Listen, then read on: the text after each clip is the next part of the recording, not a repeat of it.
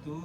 Perkenalkan, nama saya Ramadan Afrizal Ardianto dari offering 4 kelompok kelima materi biomasa. Di sini saya akan menjelaskan tentang materi saya, yaitu biomasa. Yang pertama adalah pengertian biomasa. Pengertian biomasa adalah bahan organik yang berasal dari sumber-sumber hayati seperti tumbuhan, hewan, dan mikroorganisme. Biomasa dapat digunakan sebagai bahan bakar, bahan baku kimia, dan bahan baku untuk produk-produk yang digunakan sehari-hari. Biomasa adalah salah satu sumber energi terbarukan yang penting karena dapat diperbarui melalui pertanian, kehutanan, dan limbah organik.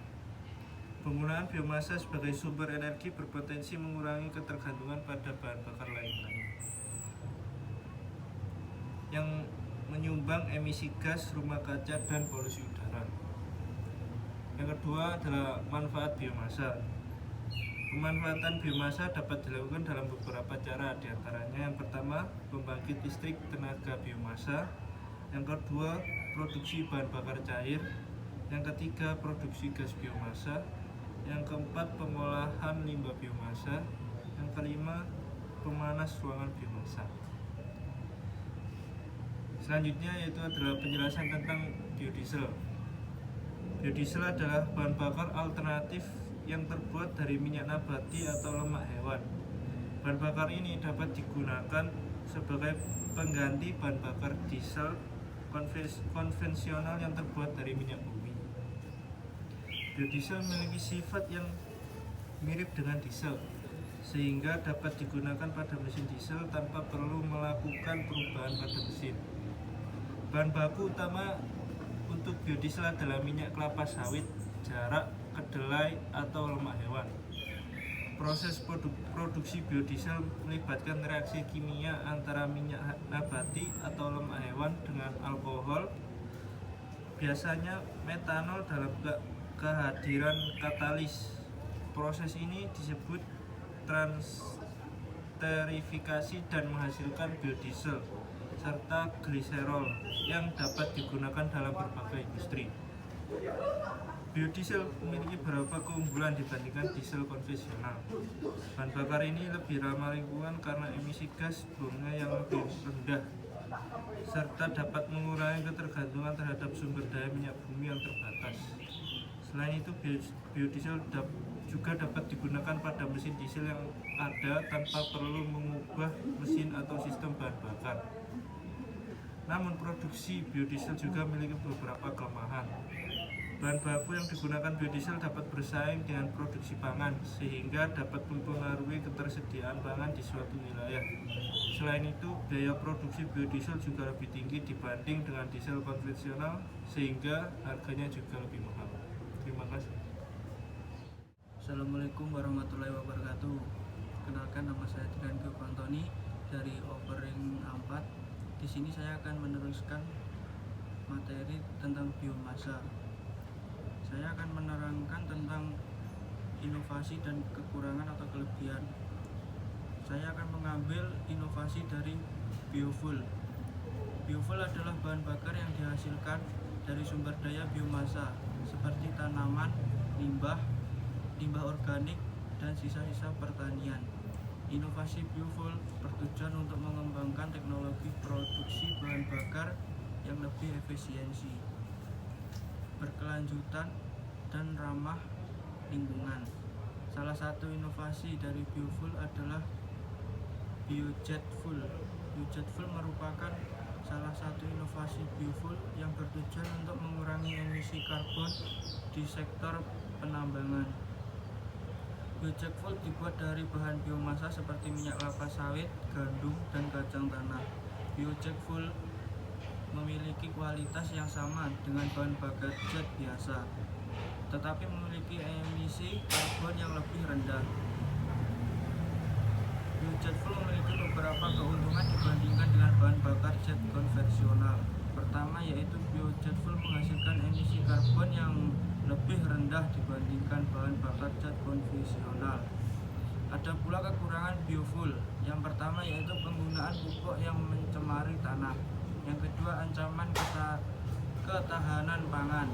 Yang ketiga, masalah lingkungan. Yang keempat yaitu penggunaan minyak dan air. Contoh inovasi yang kedua yaitu biodiesel. Biodiesel adalah bahan bakar alternatif yang terbuat dari sumber daya alam yang dapat diperbarui, seperti minyak sayur, kelapa sawit, lemak hewani, dan minyak jarak. Salah satu contoh inovasi biodiesel dari limbah organik adalah penggunaan limbah minyak goreng bekas sebagai bahan baku untuk memproduksi biodiesel. Limbah minyak goreng bekas merupakan salah satu jenis limbah organik yang banyak dihasilkan di berbagai tempat seperti restoran, pabrik makanan, dan rumah tangga. Dalam inovasi ini, limbah minyak goreng bekas diolah dengan proses transterifikasi menjadi biodiesel. Proses transterifikasi ini melibatkan reaksi kimia antara lain minyak atau lemak dengan alkohol dan katalis. Kekurangan dari biodiesel yaitu